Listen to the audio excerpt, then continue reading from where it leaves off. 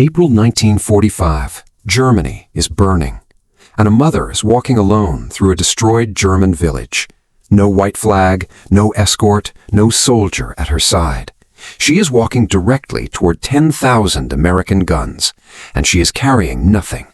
Nothing except a child's letter folded against her chest and a dying town on her back. Her name is Margarethe Schell. She is 34 years old. Her husband is dead. Her son is 9 years old. His name is Klaus. He is asleep in a cellar 2 kilometers behind her, and he has no idea where his mother has gone. And in the next 4 minutes, Margarethe is going to say something to the most feared general in the United States Army. Something that no one, not his officers, not his rivals, not even his wife, had ever dared say to his face. The question isn't whether she survived. The question is, what did George S. Patton do when he heard it? American scouts in the tree line have her in their sights. 3 rifles, 1 target. They don't fire. Because she is holding something above her head, not a weapon, not a flag, a piece of paper. What nobody knew yet, including the scouts, including Patton, including the garrison commander watching from the church tower, was that the words on that paper had already sealed the fate of every man, woman, and child in that town, one way or another. Margarethe Schell had walked 2 kilometers through active artillery fire to reach that field. She had left Klaus asleep in the cellar. She had not said goodbye. She could not bear to see his face. Stop for 1 second. If the image of a woman walking alone through artillery fire with a piece of paper toward the most powerful military force in the world has already done something to you, that is not an accident. That is a real woman. That is a real piece of paper, and it is sitting in a glass case in a museum in Germany right now while you watch this. Hit like, hit subscribe, hit the bell. For Klaus, for Margarethe, for the 42 years this story spent under someone's floorboards. Now, let's go back to April 1945. Waldkirch, Germany, April 12, 1945. 6 days before Hitler will shoot himself in a bunker beneath Berlin. The war is over. Everyone knows it, except the men with guns. Waldkirch was not a strategic prize, no railway junction worth bombing, no armament factory worth capturing. What it had was a church built in the 13th century, a bakery that had been open every morning of the war, a school, 400 houses, and 1,200 people who had survived 4 years by being, as one American officer later put it, too small to notice. That luck had just run out. 3 days earlier, a German artillery battery had positioned itself at the edge of town, not because the commander wanted to defend Waldkirch, but because it was the only elevated ground for 6 kilometers. The Americans had already marked the coordinates. The town was now, in military language, a target. Margarethe knew this because her neighbor, a retired Wehrmacht lieutenant named Werner Haas, had told her the night before. His voice flat, his hands very still on the kitchen table. They will shell it at dawn, the Americans said. The Americans don't have a choice. The battery has to go. And us? She asked. He didn't answer. Margarethe told Werner she would think of something. She said it calmly, almost distantly, the way a person speaks when they have already made a decision that terrifies them. Werner assumed she meant she would pray. She didn't mean that at all. Klaus was already asleep when she sat down at the kitchen table and took the rationing card from the drawer. She turned it over. She found a pencil stub behind the clock. She wrote for 11 minutes, 47 words. Then she folded the card, put it in her coat pocket, and sat in the dark for 2 hours without moving. At 4 in the morning, she stood up, pulled on her coat, and walked out the door. She did not wake Klaus to say goodbye. She could not bear to see his face. Margarethe made the decision to walk into American lines alone at 4 in the morning without telling her 9-year-old son where she was going. Some people call that courage. Some people call that the most heartbreaking thing a mother can do. Which is it? Or is it both? Tell me in the comments below. This is the one I want to read first.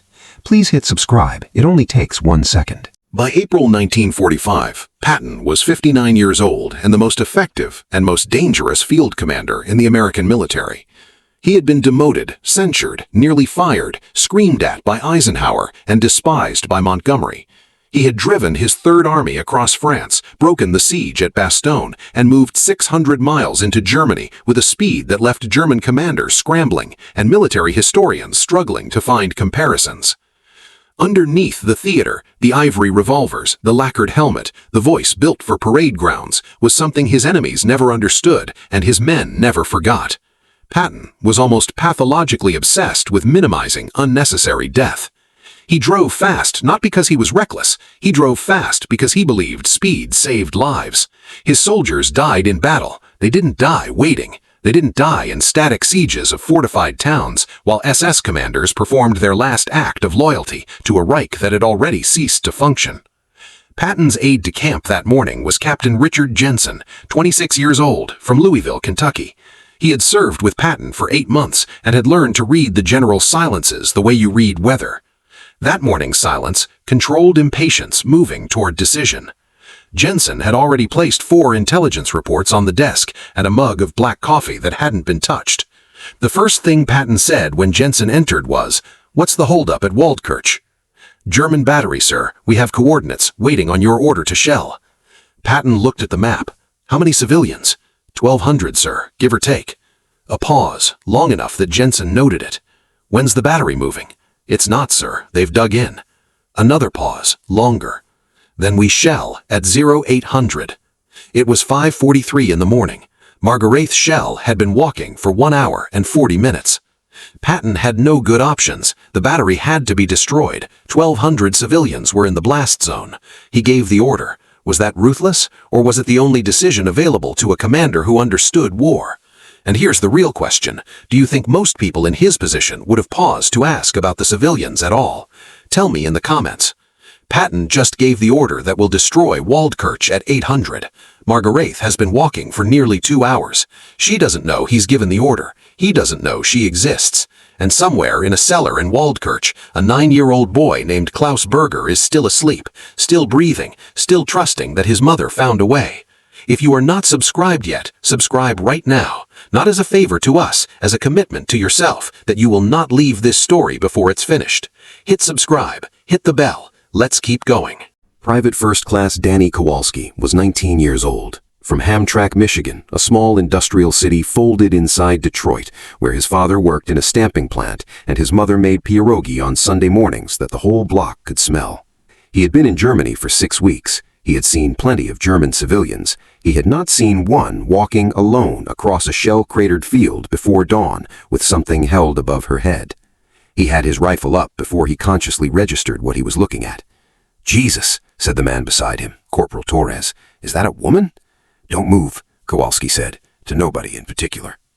Sergeant Bill Haynes was already on the radio, 31 years old, from Atlanta, a man who had been in the Army since 1940 and developed the particular ability of experienced sergeants, the ability to assess a situation in the time it takes to exhale. "CP, this is 3-7. We have a civilian approach on the main track. One female, white flag. No, it's paper. Something held above her head. Over." 3-7, hold your position. Do not engage. Do not engage. Over. "Copy that." Haynes lowered the radio, looked at Kowalski. "Watch the tree line. She could be a distraction." He sent 3 men forward to intercept her. Margarethe saw them coming. She did not slow down. She did not raise her hands higher. She kept walking, shoes soaked through with mud, breath visible in the cold air, because stopping felt more dangerous than continuing. They reached her at the edge of the square. "Halt!" One of the soldiers, Private First Class Thomas Reyes from San Antonio, who spoke enough German to function, said it in halting German. She stopped. "Sprechen Sie English?" She shook her head. Reyes looked at her for a moment, at the piece of paper. "What are you doing here?" She looked at him. Then she said clearly and without hesitation, "Ich muss General Patton sprechen." "I need to speak with General Patton." Reyes almost laughed. "Mom, General Patton commands an entire army. That's not how—" "I know," she said, "but it is the only way this stops." She held out the folded rationing card. Reyes did not take it. What he did not know how to explain in his limited German was this: his orders were clear. Any civilian approaching from the German-held side was to be detained until cleared by intelligence. She was not going to Patton, she was going to a field tent. And the clock for Waldkirch was still running. Reyes had to make a split-second call, with no context, no translator, no time. She says, "I need to speak with General Patton." He almost laughed. If you were in his position, knowing nothing about who she is or what she carries, what do you do? Detain her and follow orders? Or do you take the risk and try to get her request heard? This is the decision that either changes everything or buries this story forever. Comment below. His name was Private Samuel Weiss, 22 years old, from Brooklyn. His parents had emigrated from Munich in 1934, early enough to get out, late enough that leaving cost them almost everything. He spoke German the way you speak a language learned at a kitchen table from parents who were afraid. Fluently, but with an edge of something underneath that native speakers could sometimes hear and never quite name. He arrived at the perimeter in a jeep that had barely stopped moving before he was out of it. He walked toward the tent where they were holding her. He looked at her. She looked at him. He said in German, "Ma'am, I'm going to need you to tell me what you want, clearly, quickly. We don't have time." She told him about the battery at the edge of town, about the 1,200 civilians, about Werner's prediction, about Klaus, about the letter she had written at the kitchen table at midnight. When she finished, Weiss was quiet for a moment. Then he said, "You walked 2 kilometers through artillery fire to tell me this." "She walked 2 kilometers, she said, "because my son is in a cellar." Weiss looked at her for 3 full seconds. Then he got on the radio. Captain Harold Mercer was not having a good morning. He had 3 POWs to process, a radio that kept cutting out, and now a German woman in his tent who had apparently walked across a battlefield at 4 in the morning carrying a child's letter. He sat down across from her. He said in precise Princeton-accented German he had spent 3 years perfecting, "Tell me what you want." She told him, again, the same account, the same flat, certain voice. When she finished, he said, "And what is in the letter?" She took the folded rationing card out of her pocket and placed it on the table. He read it. His expression didn't change, but his hand, Jensen would later note in his diary, went very still on the table. The letter was 47 words long. It was addressed to General Patton personally, and the last line is the reason this story exists. We'll come to that line, but first you need to understand what Mercer did next. What he did next should have been impossible. He picked up the radio. 12 kilometers away, in a commandeered farmhouse, Captain Jensen was refilling Patton's coffee when the radio crackled. He almost didn't answer it. He almost let it go to the duty officer. He answered it, and the next 45 seconds changed everything. Mercer took a significant professional risk, calling Patton's aide directly, bypassing the chain of command because of a 47-word letter a German woman had handed him in a field tent. What do you think he saw in those 47 words that made him do it? And here's the bigger question. If you had been in that tent, holding that letter, would you have made the call, or would you have followed protocol and let the guns fire at 800 hours? The comments are yours. While at it, hit the subscribe button and turn on notifications. Jensen's call to Mercer took 45 seconds. Patton said, "Bring her here." Jensen blinked. "Sir?" "The woman, before 0800. It was 6:19 a.m. They had 1 hour and 41 minutes. The jeep covered 12 kilometers of bombed-out road in 22 minutes.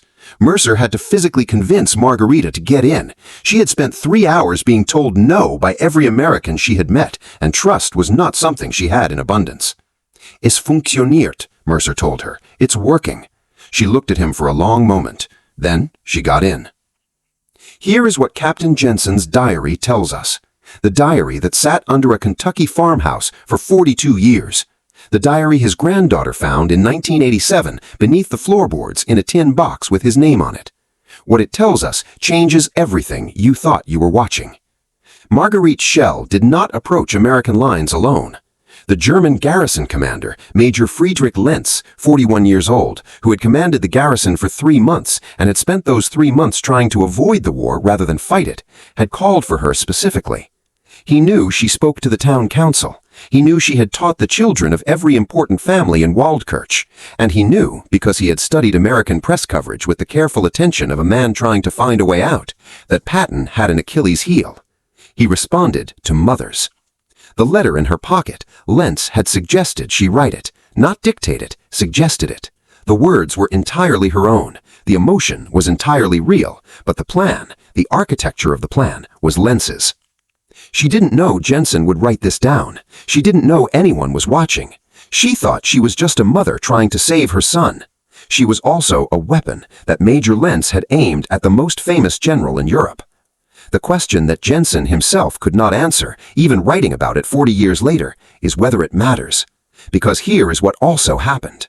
When that jeep arrived at the command post, Margarethe got out. She smoothed her coat. She looked at the farmhouse, and she walked in carrying the same rationing card, in the same pocket, with the same 47 words, with the same face of a woman who left her sleeping son in a cellar and walked 2 kilometers through artillery fire at 4 in the morning. Whatever Lentz had planned, the woman who walked into that farmhouse was not performing. She was just there, completely, terrifyingly there. The one that divides every comment section. Now that you know Margarethe was sent, partly engineered by Major Lentz, does it change how you feel about her? Her words were real, her love for Klaus was real, her walk through the artillery was real, but so was Lentz's plan. Does what she risked make the reason she went irrelevant? Or does knowing she was used without her knowledge make it more devastating, not less? This is the debate. I want your answer below. We are halfway through this story, and I need you to understand something before we go further. This story almost didn't survive. Captain Jensen never published his diary. He never donated it. He never told anyone about it. He buried it under the floorboards of a Kentucky farmhouse because he thought nobody would care about something this small, this human, this ordinary. He was wrong. If you think stories like this one deserve to be found, stories buried under floorboards, folded in coat pockets, sealed inside boxes that nobody has opened since 1945, share this video right now. Not to promote a channel, to prove that someone is still looking. Like, subscribe, comment, and type one name in the comments right now, Klaus Berger. Just his name, because someone should say it. Because we're about to tell you something about Klaus that this story never made it into any diary at all. 6:54 in the morning. Patton was standing when she entered. Jensen noted this specifically. Patton did not typically stand for civilians. He did not stand for local officials, dignitaries, or petitioners of any kind. He was standing when Margarethe Schell walked into the room. He looked at her. She looked at him. She did not look afraid. That, Jensen wrote, was what caught Patton off guard. He had expected tears. He had prepared for tears. He had received women in distress before. He knew what to do with them. Margarethe Schell was not in distress. She was in command of herself in a way that, Jensen wrote, made the general seem, for just a moment, like the one who had asked for the meeting.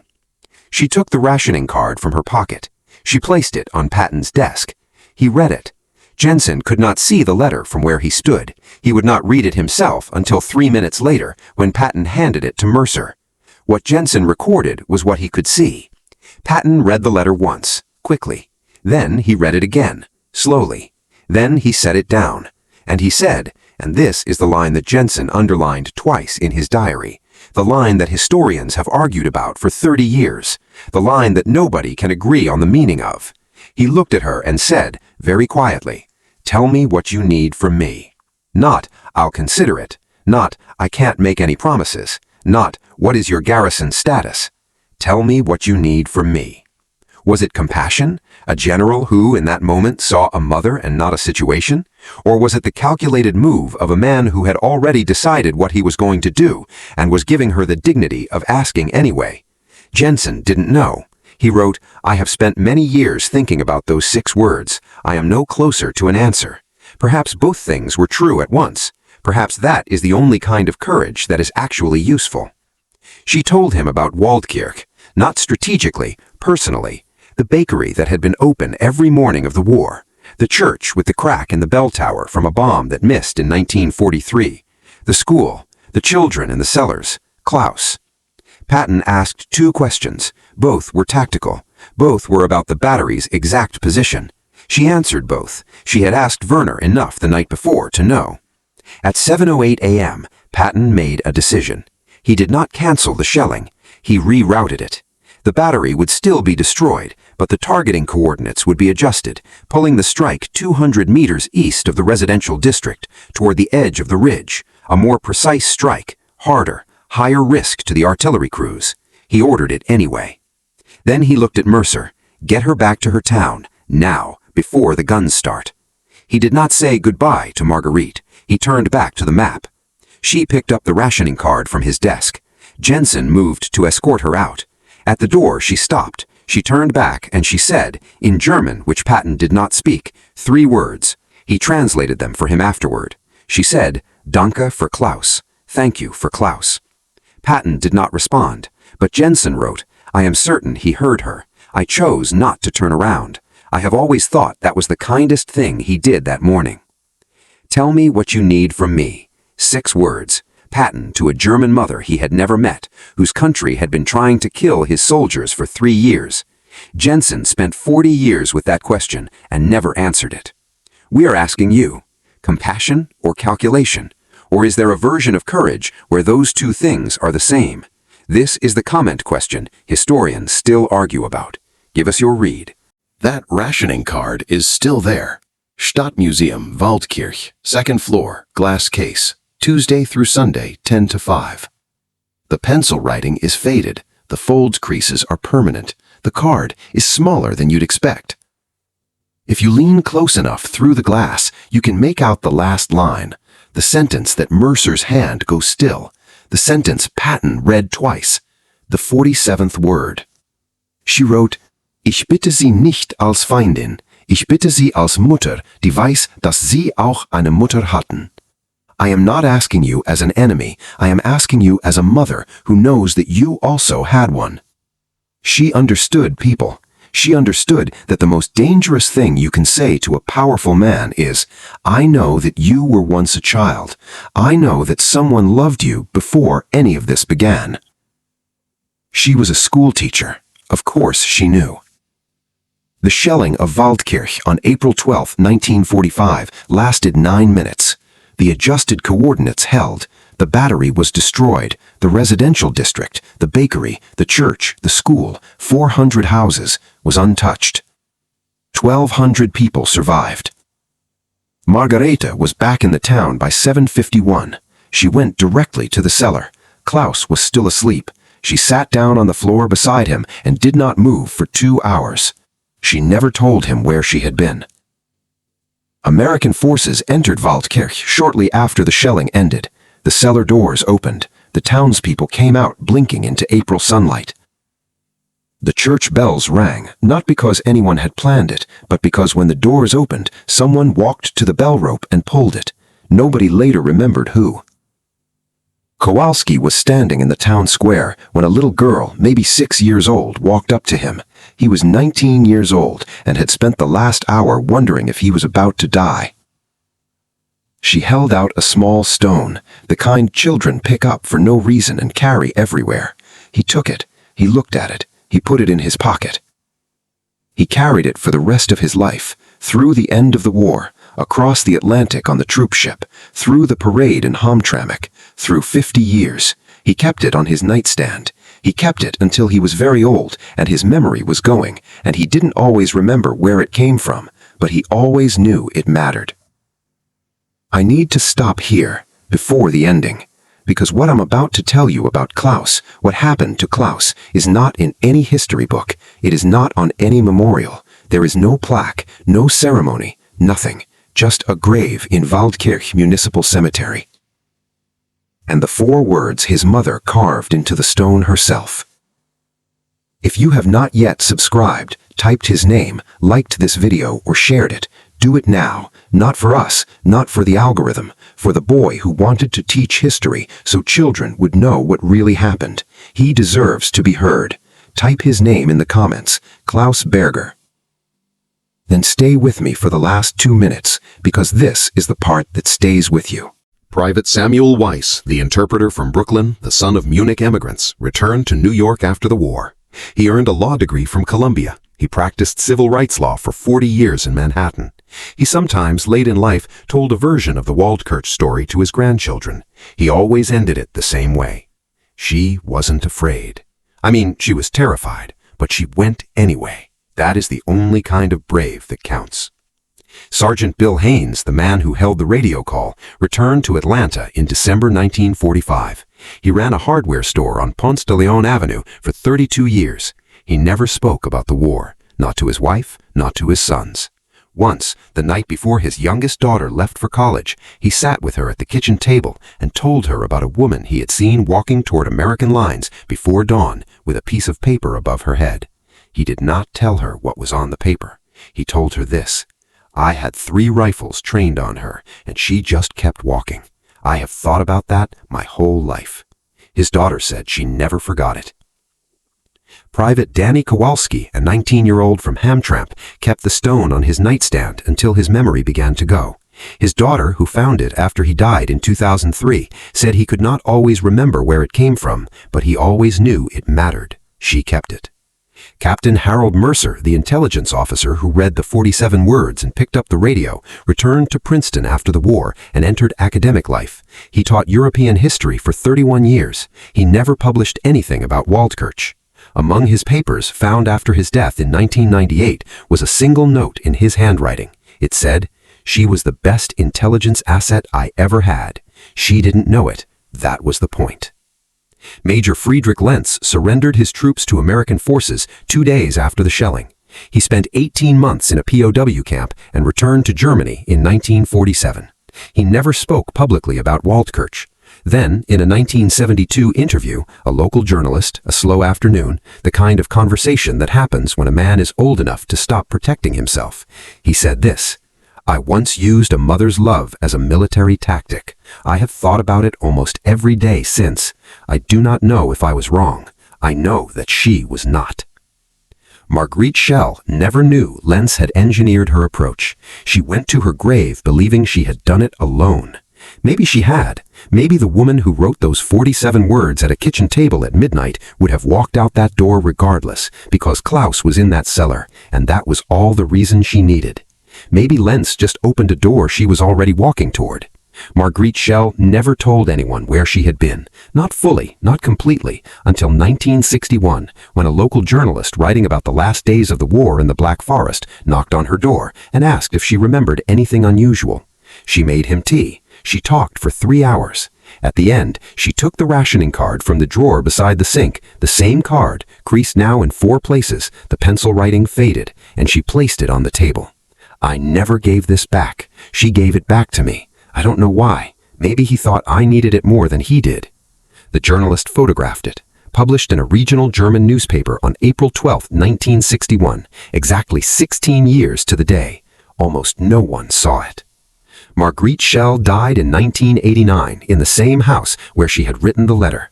The rationing card was found among her possessions and donated to the Stadtmuseum in Waldkirch. It is there now, 2nd floor, glass case, Tuesday through Sunday. George Patton died in a car accident in Heidelberg on December 21, 1945, 8 months after that morning. He never returned to Waldkirch. He never mentioned Margarethe in any letter or memoir. But in Jensen's diary, the diary under the floorboards, there is one entry from the evening of April 12th, after the shelling, after the battery was destroyed, after the town was confirmed intact. Jensen wrote, "The general was quiet all day. At dinner he said nothing. Before bed he asked me, in a way that was not a question, 'Do you think she knew what the letter would do to me?' I didn't answer. I think he preferred I didn't."